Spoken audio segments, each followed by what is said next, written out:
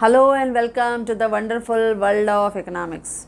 Yes friends, up till now we have understood that circular flow of national income in two sector economy, that is household and firms के बीच में किस तरह से smoothly conduct करता है. Then we have learned कि circular flow of national income in three sector economy, जिसमें हमने फर्स्ट सेक्टर देखा फर्म्स एंड हाउस होल्ड दोनों को ज्वाइन कर दिया, सेकंड सेक्टर देखा फाइनेंशियल मार्केट, थर्ड सेक्टर देखा government which play a very important role in the modern economic system. Now today we are going to learn the circular flow of national income in four sector economy. Very important. Four sector की जब हम बात करते हैं यानी this is the open economy. Four sector economy जो है वो at present you will find in each and every economy how circular flow actually flow smoothly between the four factors. किस तरह से चार फैक्टर्स के बीच में ये सर्कुलर फ्लो जो है that is the process of income and expenditure smoothly flow in four sectors. तो वो कौन से फोर सेक्टर्स हैं? Number one, house hold and firms. Number one वही हुआ जो हमने थ्री सेक्टर में किया था. हाउस होल्ड को हमने क्या कहा? Household they are the owners of four factors of production. वो ओनर हैं, they are consumer, they provide these four factors to whom? To firms to produce goods and services. And on the other side firms क्या करती हैं? इन चारों factors को higher करती हैं and by hiring these four factors of production they will try to produce variety of goods and services. तो इस तरह से फर्स्ट सेक्टर में आते हैं house hold and firms. Second sector that is financial market. अब इस फाइनेंशियल मार्केट में हमने देखा nowadays finance means blood circle of the economy, यानी किस तरह से आपकी इकोनॉमी में जो फाइनेंस है वो आपके ब्लड सर्कुलेशन की तरह मूव करता है. It is the backbone of our economy. वो हमारे इकोनॉमी का बैकबोन है, एक फाइनेंशियल सपोर्ट सिस्टम है. तो पूरा फाइनेंशियल मार्केट जो है वो हमारे इकोनॉमी सिस्टम की जो डिमांड फॉर मनी है उनको सप्लाई फॉर फंड्स प्रोवाइड करता है और उसको इक्विलिब्रियम लेवल पे बैलेंस करता है.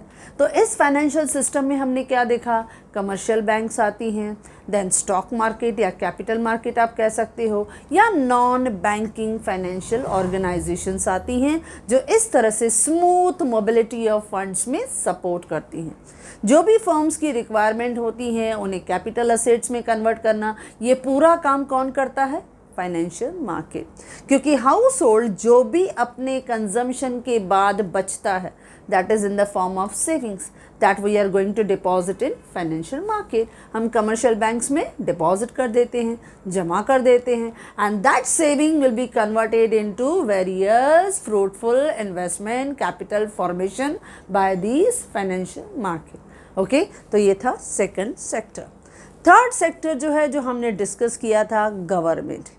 गवर्नमेंट जो है वो मॉडर्न इकोनॉमिक सिस्टम का एक इम्पॉर्टेंट हिस्सा है, सिस्टम है, जो पूरे इकोनॉमी में जो भी हमारी रिक्वायरमेंट है उनको स्मूथली कंडक्ट या कैरी करने में सपोर्ट करता है. Because government play a very important and crucial role for the growth and development of our country. हमारी इकोनॉमी को कैसे आगे लेके जाना है, किस तरह के वेलफेयर प्रोग्राम्स और पॉलिसीज़ और डिफरेंट पॉलिसीज़ को प्रोग्राम्स को एग्जीक्यूट करना है, उन्हें इम्प्लीमेंट करना है, ये पूरी स्ट्रेटजी को प्लान कौन करता है? गवर्नमेंट. गवर्नमेंट जो है वो हमारे इकोनॉमिक सिस्टम को बैलेंस करने में, इकोनॉमिक स्टेबिलिटी लाने में हेल्प करता है. इसके लिए government play a very important role. Now the fourth जो आपका सेक्टर है दैट इज़ वर्ल्ड इकोनॉमी. जब हम वर्ल्ड इकोनॉमी की बात करते हैं यानी यहाँ पे आपकी इकोनॉमी क्या है? ओपन. वर्ल्ड इकोनॉमी में क्या है? We are connected with each and every country of the world. यानी यहाँ पे आपकी इकोनॉमी जो है वो अटैच्ड है, integrated with global economy. And you know that 1991 में in our Indian economy we followed this type of reforms to change our economy. हम हमने इकोनॉमी को बदला था with 3 मंत्रास. आपको याद होगा LPG यानी लिबरलाइजेशन, प्राइवेटाइजेशन एंड ग्लोबलाइजेशन। तो हमने इकोनॉमी को थोड़ा ओपन कर दिया। हमारी इकोनॉमी जितनी वाइडर रहेगी, जितनी लिबरलाइज्ड रहेगी, उतनी इकोनॉमी ज़्यादा ग्रो करेगी, क्योंकि इससे बहुत सारी चेंजेस और प्रोग्रेसिव चेंजेस आती है इकोनॉमी में। We will try to get the benefit of the technologies of different countries. बहुत सारे डिफरेंट कंट्रीज़ का फाइनेंशियल डायरेक्ट इन्वेस्टमेंट हमारी कंट्री में होता है, तो ये रिसोर्सेज का मोबिलिटी और बढ़ जाता है। तो ये सब बेनिफिट्स जो हैं वो एंजॉय करते हैं बिकॉज ऑफ वर्ल्ड इकोनॉमी। यानी एक्सपोर्ट और इम्पोर्ट सिर्फ गुड्स का नहीं होता है, सर्विसेज का भी होता है, फंड्स का भी होता है, कैपिटल का भी होता है। तो ये सब हमारे सिस्टम को बहुत बूस्टअप करते हैं, यानी हमारी नेशनल इनकम भी बढ़ेगी और हमारा जीडीपी रेशियो भी पॉजिटिव होता जाएगा। तो इस तरह से हर इकोनॉमी ग्रो करती है। जैसे लेस डेवलप से हम डेवलपिंग बनते हैं, डेवलपिंग से डेवलप्ड इकोनॉमी बनते हैं। तो इसमें किसने मदद किया? World economy. वर्ल्ड इकोनॉमी जो है वो हमें दो तरह की फॉरेन करेंसी को हमेशा सपोर्ट करती है। जब हम एक्सपोर्ट करते हैं, व्हेन वी आर एक्सपोर्टिंग, तो एक्सपोर्ट करने से क्या होगा? डिफरेंट कंट्रीज़ की फॉरेन करेंसी हमारे देश में आएगी, यानी हमारा जो फाइनेंशियल पोजीशन होगा इट विल बी स्ट्रॉन्ग। हमारे जो करेंसी का लेवल होगा it will be appreciated, value of the money will be appreciated. And उसके साथ साथ हम लोग देखते हैं कि if your economic level, your national income grow, there will be directly financial investment in your country, that is FDI। तो जब इस तरह से इन्वेस्टमेंट होता है तो export and direct investment it will bring the inflow of the foreign currency to your country. वो आपके कंट्री में इनफ्लो लेके आते हैं। अलग अलग देश की करेंसी जो है वो हमारे देश में आती है, यानी हमारी फाइनेंशियल पोजीशन स्ट्रांग होती है। और उसी तरह से हम देखते हैं जब हम इंपोर्ट करते हैं, when we are importing goods and services, तो मनी जो है it will be drained from our country to another country, okay? And sometime we also lend and give money to different countries. हम भी दूसरे देशों में इन्वेस्ट करते हैं, उन्हें फंड्स प्रोवाइड करते हैं एज पर देयर रिक्वायरमेंट, उनकी पोर्टफोलियो में, उनके स्टॉक मार्केट में हम इन्वेस्ट करते हैं। तो इसमें क्या होता है? जो आपकी फॉरेन करेंसी है वो आउटफ्लो होती है, वो बाहर जाती है। तो इस तरह से वर्ल्ड इकोनॉमी भी सर्कुलर फ्लो में इन्वॉल्व होती है। And generally we observe it कि हमारे वर्ल्ड की मैक्सिमम कंट्रीज़ जो है वो इस तरह का स्मूथ कंडक्ट ऑफ फ्लो जो है वो हम ऑब्जर्व करते हैं। तो लेट्स सी कि किस तरह से ये जो स्मूथ कंडक्ट है, circular flow of national income है, वो हमें 4 सेक्टर के बीच में दिखाई देता है। तो फर्स्ट हमने उसको बता दिया एक introduction in a very simple way कि नेशनल इनकम जो है this is what, it is a macro economics concept. National income जो है it is the market value of all the goods and services produced and supplied in a country during a year. Then the circular flow of national income in 4 sector economy. Then you have to provide a very small description about firms and household. Then second, financial market. Then third, government, and some explanation regarding the world economy. थोड़ा थोड़ा करके आपको उसमें explain करना है। Then you have to draw the diagram. उसके बाद आपको with the help of diagram आपको हर चीज़ क्लियरली समझानी है। और मैं फिर से कहूँगी दिस डायग्राम जो है this is the main centre position. ये मेन सेंटर पोजीशन है जो आपकी पूरी एक्सप्लेनेशन को क्लियर कर देता है। It is the mirror image of your explanation, because whatever you would try to explain, if your diagram, if your presentation, you will try to explain in a very smooth way, you have to draw this diagram very properly. और ये diagram आपको हर एक circular flow को समझने में बहुत help करता है। तो लेट्स सी कैसे वो करता है। बहुत इजीली हम समझते हैं because you know that simplicity is our main motto. तो यहाँ पर हम देखते हैं पहला sector that is household and firms. ध्यान दो, पहली बार हाउस होल्ड और फर्म्स की पोजीशन चेंज की है। पहले हम हाउस होल्ड इधर लेफ्ट हैंड साइड दिखाते थे और फर्म्स को हम राइट हैंड साइड दिखाते थे, लेकिन अभी हमने क्या किया है, पोजीशन थोड़ी चेंज हो गई है। अभी हाउस होल्ड को हमने टॉप पे रखा है। Consumer is the boss, king of the market. House hold जो है, कंज्यूमर जो है वो टॉप ऑफ द मार्केट में है, और उसके बॉटम लाइन पे रखा है फर्म्स, क्योंकि फर्म्स वही प्रोडक्शन पॉलिसी, प्राइस पॉलिसी बनाती हैं जो रिक्वायरमेंट हमारे हाउस होल्ड की है। ओके, दो सेक्टर्स, यानी फर्स्ट सेक्टर अगर हम लोग कहें, हैं तो दो लेकिन वन सेक्टर करके दिखा रहे हैं, house hold on the top and firms in the bottom, पहला सेक्टर। सेकंड सेक्टर जो हमने बात की किसकी, फाइनेंशियल मार्केट। फाइनेंशियल मार्केट को हमने राइट साइड दिखा दिया, क्योंकि हमने कहा कि फाइनेंशियल मार्केट जो है वो हमारे इकोनॉमी की डिमांड फॉर मनी को सेटिस्फाई करता है। जो भी फर्म्स की रिक्वायरमेंट हैं, जो भी उनकी डिमांड फॉर फंड्स हैं या कैपिटल रिक्वायरमेंट है, उनको सेटिस्फाई करता है ये फाइनेंशियल मार्केट। तो हमने उनको बहुत इंपॉर्टेंट जगह दे दी, that is financial market on your right side. Okay, then हम दिखा रहे हैं अपने लेफ्ट साइड जो हमारे हाउस होल्ड की जगह थी वो ले ली है वर्ल्ड इकोनॉमी ने, कि हम हर देश के साथ कनेक्टेड हैं। और वो कैसे कनेक्टेड है, आइदर एक्सपोर्ट और इंपोर्ट ऑफ गुड्स या सर्विसेज या कैपिटल। या तो हम इंपोर्ट कर रहे हैं गुड्स को या सर्विसेज को या कैपिटल को, या एक्सपोर्ट कर रहे हैं गुड्स को या सर्विसेज को या कैपिटल को। ओके डियर, तो अब समझ रहे हैं इसको किस तरह से हमने ये फ्लो अरेंज किया। अच्छा, सेंटर में हमने रखा है अभी गवर्नमेंट को। सेंटर पोजीशन देख रहे हो, एकदम बीच में हमने रखा है गवर्नमेंट, क्योंकि गवर्नमेंट हर एक से कनेक्टेड है। गवर्नमेंट का रोल हाउस होल्ड के साथ भी है, फर्म्स के साथ भी है। गवर्नमेंट का कंट्रोल फाइनेंशियल मार्केट के ऊपर भी है। यू नो दैट आरबीआई जो है वो पूरे फाइनेंशियल मार्केट के ऊपर कंट्रोल करती है। गवर्नमेंट जो है उसकी प्रोग्राम्स और पॉलिसीज़ जो है वो वर्ल्ड मार्केट में स्ट्रेटजी कि फॉरेन एक्सचेंज रेट कैसे होगा, धीरे धीरे you will try to learn ये किस तरह से गवर्नमेंट जो है वो वर्ल्ड इकोनॉमी लेवल को भी सपोर्ट भी करती है और ऐसी स्ट्रेटजी बनाती है ताकि हर देश का जो फॉरेन करेंसी का लेवल है वो बढ़े, नेशनल इनकम जो है वो बढ़े, ट्रेड हमेशा बढ़े, यानी they will try to improve their position. हर कंट्री चाहता है कि उनका फाइनेंशियल पोजीशन बढ़े, नेशनल इनकम और स्मूथली कंडक्ट हो between all the sectors. Okay friends, तो यस, अब देखते हैं पहले हाउस होल्ड और फर्म्स के बीच में कॉमन किस तरह से हमने सिंपली दिखाया।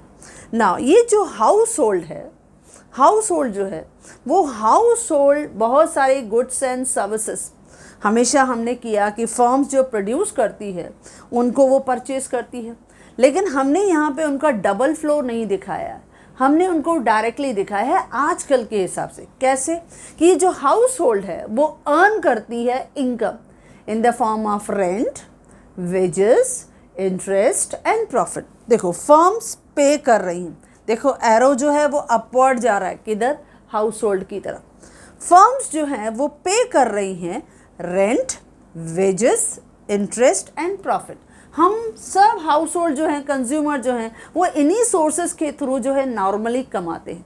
या तो हमें रेंट मिलती है, या हम कहीं पे जॉब करते हैं, कहीं सर्विस करते हैं, तो either we are getting wages और सैलरी, या हमारे पास एक्सेस फंड है, हमने इन्वेस्ट करके रखा है, तो we are getting interest on that, या we are supporting and holding our business, हम अपना बिजनेस जो है वो ऑर्गेनाइज और मैनेज कर रहे हैं, तो we are getting the share of profit.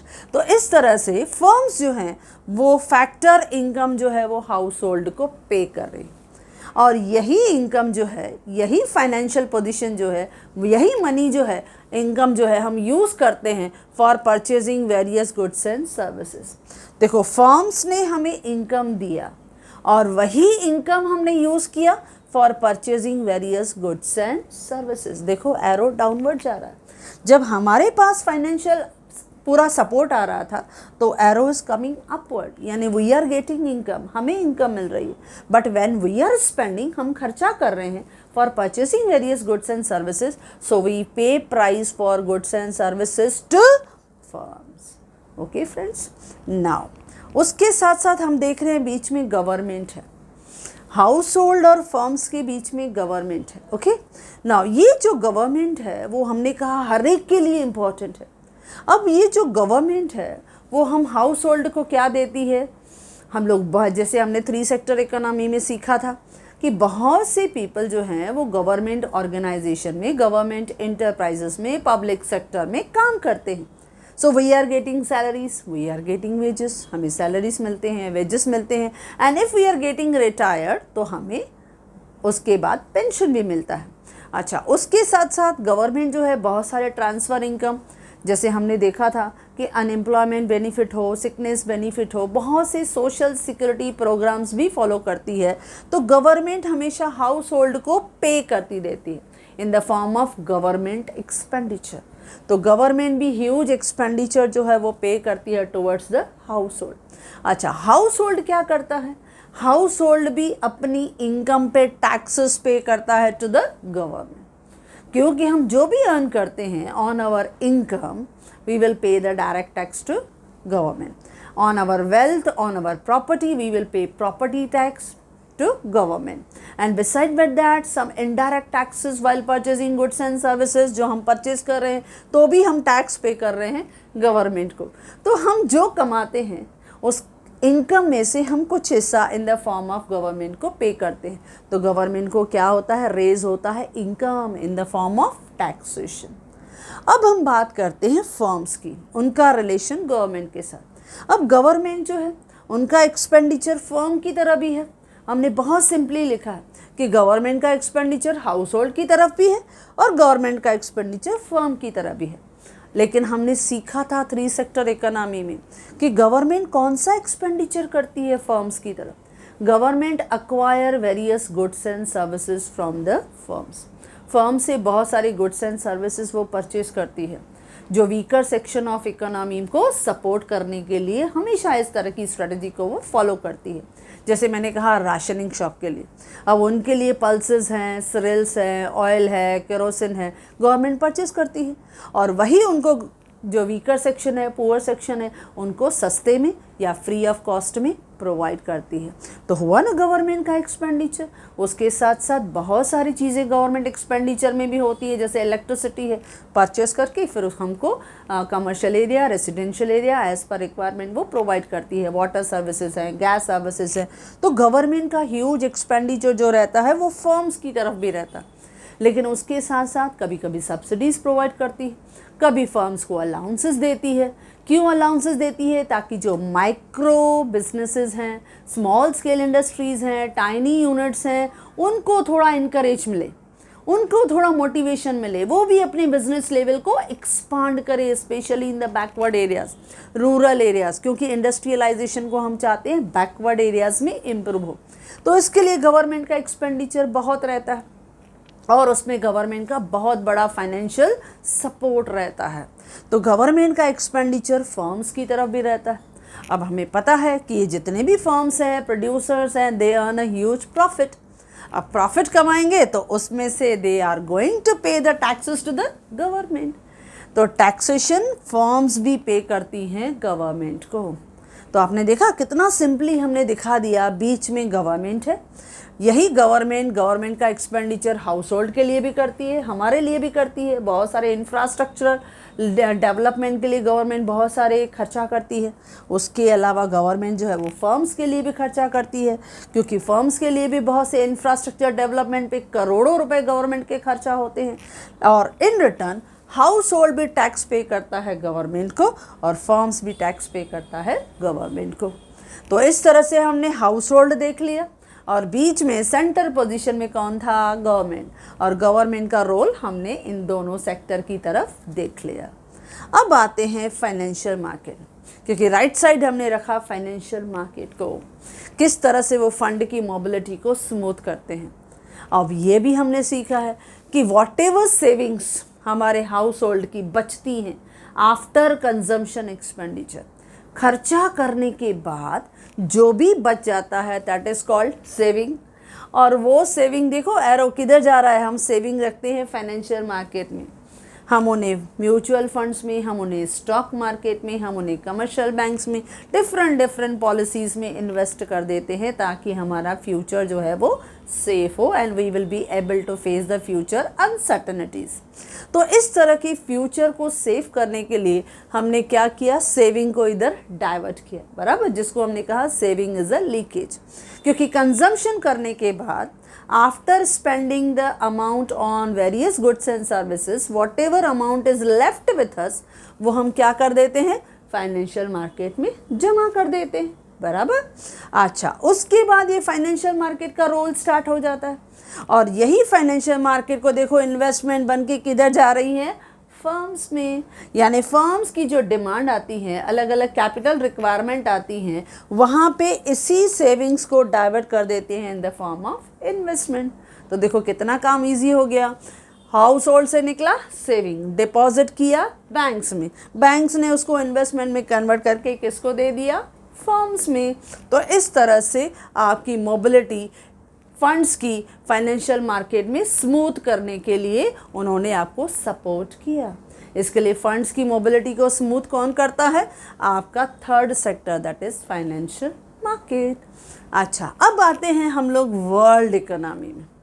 अब जब वर्ल्ड इकोनॉमी में आते हैं तो इंटरनेशनल लेवल पे हम बहुत सी ऑर्गेनाइजेशन के साथ जुड़े हुए हैं and you know that WTO world trade organisation है, वो हमेशा हर कंट्री के साथ अलग अलग एग्रीमेंट करने में हमें सपोर्ट करती हैं ताकि हर कंट्री का ट्रेड जो है, कॉमर्स जो है, हमेशा इम्प्रूव होता रहे और स्मूथली कंडक्ट होता रहे, कोई भी डिस्प्यूट अराइज नहीं हो। और अगर डिस्प्यूट होता भी है तो they will try to resolve it, उन्हें सॉल्व करने में मदद करते हैं।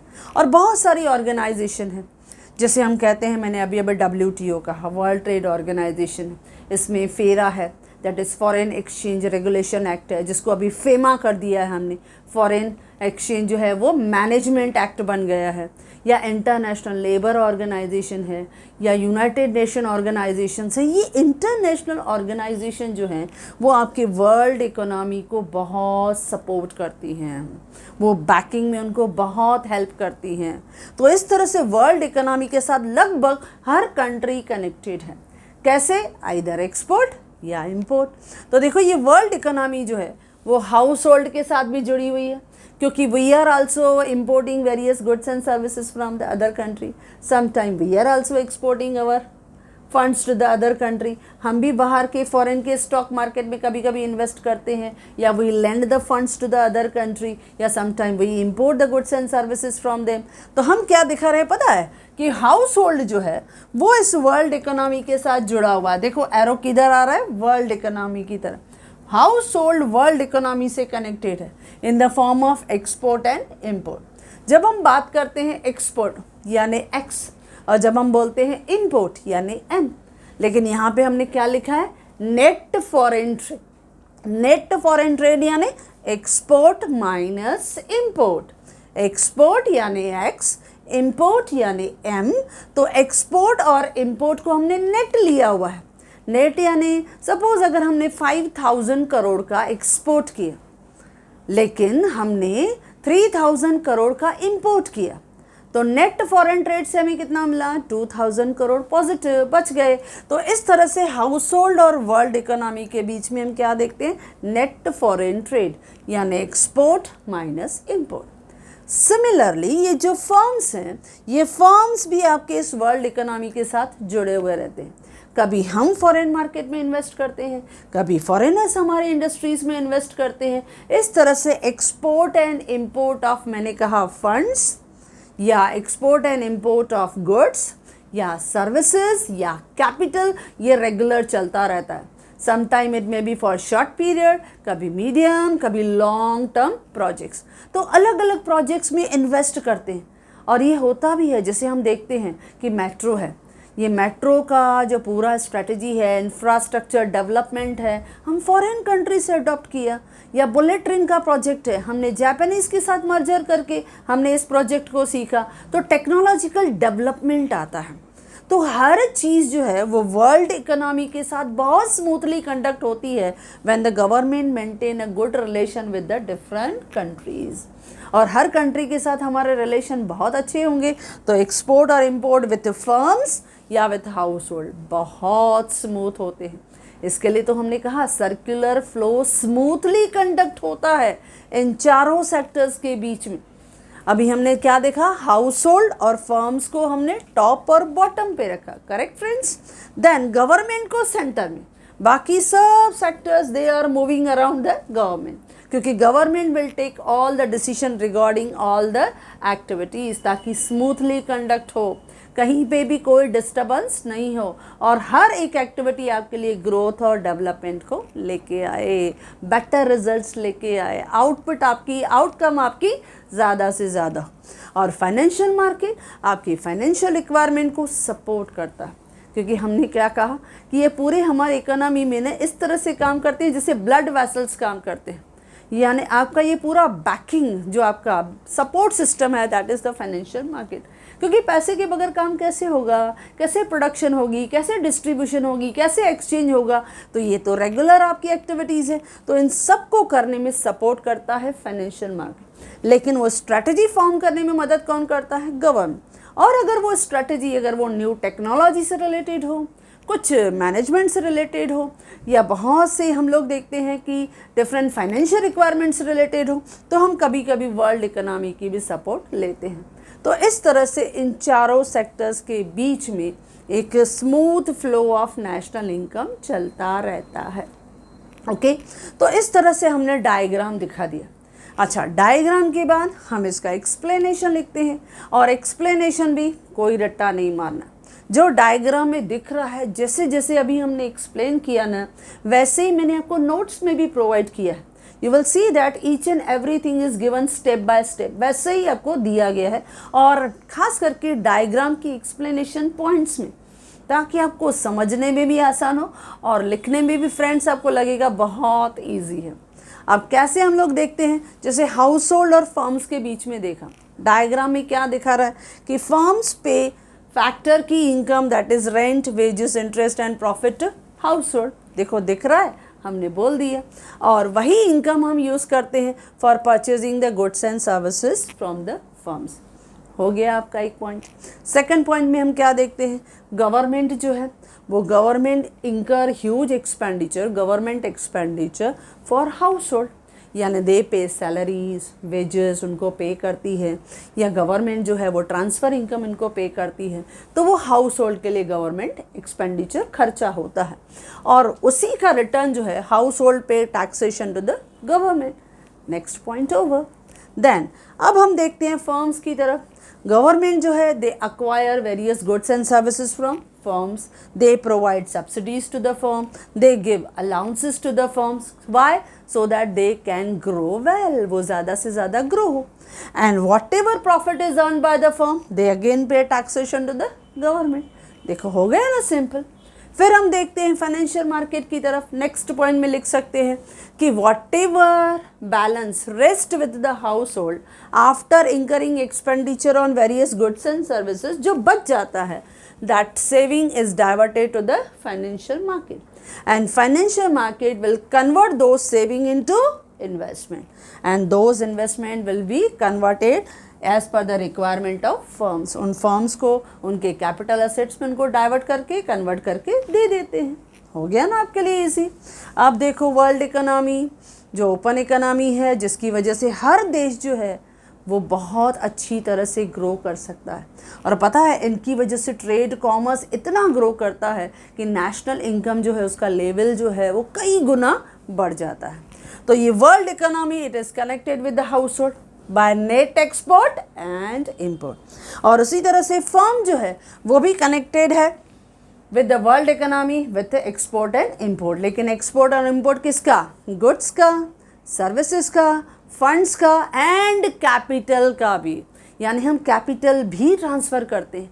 कभी कभी हम डायरेक्टली कैपिटल को लेंड करते हैं या कभी कभी बोरो करते हैं। तो इस तरह से एक डायग्राम आपने दिखा दिया और बस उस डायग्राम का एक्सप्लेनेशन आपको बता देना। ओके, ये तो हो गया सिंपल।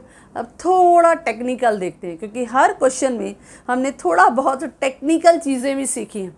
तो अभी हम टेक्निकल जो है वो कर रहे हैं, तो मैं थोड़ा रब कर रही हूँ।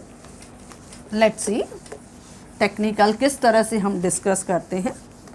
तो टेक्निकल में हम डिस्कस करेंगे कि it is assumed by the modern economist कि जब भी हम लोग नेशनल इनकम को काउंट करते हैं तो there is position of equilibrium. Equilibrium का पोजीशन जो है वो हमें इकोनॉमी में दिखाई देता है, और वो इक्विलिब्रियम का पोजीशन क्या दिखता है, उन्होंने अज्यूम किया है पोजीशन ऑफ इक्विलिब्रियम।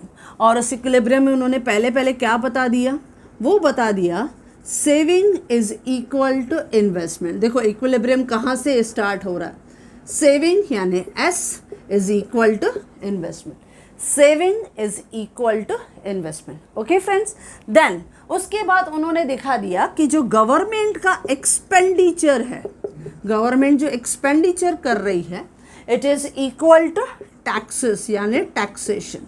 जो गवर्नमेंट को टैक्सेशन के थ्रू रेवेन्यू मिल रहा है वही सेम गवर्नमेंट खर्चा कर रही। क्योंकि जब भी ये आपकी थियोरीज लिखी गई हैं तो इकोनॉमिस्ट हमेशा फॉलो करते हैं बैलेंस्ड बजट, यानी जितना आपको इनकम मिलेगा उतना ही खर्चा करना है, यानी government expenditure is equal to taxation, यानी जी जो है वो is equal to T. Okay friends, then उन्होंने कहा, ये भी अज्यूम किया कि एक्सपोर्ट जो है it is equal to import. Export जो है वो किसके इक्वल रहेगा, इम्पोर्ट के इक्वल रहेगा, यानी एक्स जो है वो हो जाएगा equal to import. Okay, now जब हम बात करते हैं टोटल एक्सपेंडिचर, टोटल एक्सपेंडिचर यानी हम बात कर रहे हैं अभी नेक्स्ट थोड़ा टेक्निकल हम बात कर रहे हैं टोटल एक्सपेंडिचर। टोटल खर्चा क्या हुआ, टोटल खर्चा हुआ that is consumption expenditure plus investment expenditure plus government पे एक्सपेंडिचर और प्लस हमने किया इम्पोर्ट पे एक्सपेंडिचर। ध्यान देना, टोटल एक्सपेंडिचर में ये चार चीज़ें आई, एक कंजम्पशन एक्सपेंडिचर, एक इन्वेस्टमेंट एक्सपेंडिचर, दूसरा गवर्नमेंट का एक्सपेंडिचर और इम्पोर्ट का एक्सपेंडिचर। देन हम बात कर रहे हैं टोटल इनकम। टोटल इनकम, अब जितना आपका कंजम्पशन पे खर्चा हुआ है वहीं से ही आपको कंजम्पशन गुड्स एंड सर्विसेज पे इनकम भी मिला है, बराबर, वहाँ से हमें इनकम भी मिला है। इन्वेस्टमेंट का एक्सपेंडिचर, लेकिन हमें क्या इनकम मिली होगी, सेविंग, क्योंकि investment is equal to saving, बराबर फ्रेंड्स। अच्छा, गवर्नमेंट एक्सपेंडिचर हमने किस फॉर्म में तय मिला था, हमें government expenditure is equal to T, यानी टैक्सेशन के फॉर्म में मिला था, यानी इनकम के साइड क्या आ जाएगा, टी। और प्लस हमारे इनकम हमें फोर्थ फैक्टर कहाँ से मिली, दैट इज़ फ्रॉम एक्सपोर्ट, तो हमें एक्सपोर्ट से भी इनकम मिला ना। इस तरह से हमने दिखा दिया, बहुत important point, total expenditure is equal to total खर्चा किस में मिला, C plus I plus G plus M. Okay, और टोटल इनकम, अगर हम इनकम पॉइंट ऑफ व्यू से देखें तो पूरे देश को इनकम कहाँ से मिली, C plus S plus T plus X. Okay, हमने ये दिखा दिया, क्योंकि पहले अजम्पशन हमने क्या लिया, saving is equal to investment. ये थोड़ा टेक्निकल, थोड़ा एक नेशनल इनकम को थोड़ी अलग अंदाज से एक्सप्लेन करने की कोशिश की है कि suppose there is assumption of equilibrium, यानी हम इक्वल लेवल पे ले रहे हैं, तो सेविंग जो है वो इज इक्वल टू इन्वेस्टमेंट है, government expenditure is equal to taxation है, export is equal to import है। जब ये हमने इक्वल लिया तो हमें तो पता है नेशनल इनकम हम इनकम साइड लें या एक्सपेंडिचर साइड लें, बोथ विल बी इक्वल, बराबर फ्रेंड्स। तो total expenditure consumption expenditure plus investment expenditure plus government expenditure और खर्चा ऑन इम्पोर्ट। एंड अगर इनकम साइड से अगर मैं नेशनल इनकम को काउंट कर रही हूँ तो कंजम्पशन एक्सपेंडिचर, सेविंग जो हमारे पास बचा हुआ है और टैक्सेशन के थ्रू जो हमको रेवेन्यू मिला है और एक्सपोर्ट जो गुड्स किए वहाँ से भी तो हमें फॉरेन करेंसी मिली होगी। तो इस तरह से हम किसी भी एंगल से जाएं you will see that both are equal. अब अगर यहाँ पे पोजीशन ऑफ इक्विलिब्रियम है, हम सब इक्वल बोल रहे हैं, अगर इक्वल बोल रही हूँ तो इक्वल बोलने से यू विल सी दैट किस तरह से ये हम दिखाएंगे, एक्सप्लेनेशन को थोड़ा और इजी हमारी हो जाएगी। तो क्या दिखाएंगे हम लोग, अब हमने दिखाया टोटल एक्सपेंडिचर क्या है, C plus I plus G plus M, बराबर फ्रेंड्स, हमने दिखा दिया, दोनों सेम है। Total expenditure is equal to total income, यानी अगर दोनों सेम है तो C plus I plus G plus M is equal to C plus S plus taxation plus export, बराबर। ये टोटल एक्सपेंडिचर और ये टोटल इनकम दोनों इक्वल हो गए। अच्छा, दोनों तरफ आप देखो, कंजम्पशन कॉमन फैक्टर है तो हमने उसको कट कर दिया। अब हमें क्या मिला, I plus G plus M is equal to S plus T plus export, ये हमने दिखा दी। अब फाइनली इसमें मॉडर्न इकोनॉमिस्ट क्या दिखाते हैं, क्योंकि ये सब इक्वल है, ओके, सब इक्वल है, यानी अगर ये इक्वल है तो इन्वेस्टमेंट से अगर मैं सेविंग को माइनस करूं, समझो ये 5,000 करोड़ है और सेविंग में मेरी 5,000 करोड़ है, माइनस हो गया तो क्या मिलेगा, 0। अच्छा, उसमें ऐड कर रही हूँ गवर्नमेंट एक्सपेंडिचर, गवर्नमेंट एक्सपेंडिचर में से मैं टैक्सेस को माइनस कर रही हूँ, गवर्नमेंट एक्सपेंडिचर से मैं टैक्सेस को माइनस कर रही हूँ। अब गवर्नमेंट का एक्सपेंडिचर है सपोज 20,000 करोड़ और हमें टैक्सेस के थ्रू भी हमें 20,000 करोड़ मिला था, क्योंकि हमने क्या कहा, government expenditure is equal to taxes, दोनों इक्वल इक्वल हो गए। तो जितना गवर्नमेंट का एक्सपेंडिचर उतना ही टैक्सेस, 20,000 करोड़ मिले, 20,000 करोड़ हमने खर्चा कर लिया, फिर क्या आ गया, 0। लास्ट, एक्सपोर्ट माइनस इम्पोर्ट, यानी सपोज हमने 10,000 करोड़ का एक्सपोर्ट किया और 10,000 करोड़ का ही इंपोर्ट किया, दोनों इक्वल इक्वल अज्यूम कर रहे हैं, export is equal to import, जो प्रैक्टिकली थोड़ा पॉसिबल नहीं है, लेकिन यहाँ पे उसने क्या अजम्पशन लिया है, अजम्पशन ऑफ इक्विलिब्रियम। तो सपोज अगर ये अजम्पशन ऑफ इक्विलिब्रियम है, जो हमने शुरू में कहा कि saving is equal to investment, यानी S is equal to I, government expenditure is equal to taxation, यानी G is equal to T, export is equal to import, यानी X is equal to M। तो हमने क्या दिखाया, पहले expenditure side, consumption पे खर्चा, इन्वेस्टमेंट पे खर्चा, गवर्नमेंट एक्सपेंडिचर पे खर्चा और import of goods and services पे खर्चा। अगर मैं इनकम साइड से अगर नेशनल इनकम को काउंट कर रही हूँ तो कंजम्पशन के, गुड्स एंड सर्विसेज के थ्रू इनकम मिली होगी, सेविंग्स के थ्रू इनकम बची होगी, टैक्सेस के थ्रू गवर्नमेंट को इनकम मिली होगी और एक्सपोर्ट के थ्रू फर्म्स को बहुत सारी इनकम मिली होगी। तो किसी भी एंगल से जाएं, बोथ आर इक्वल।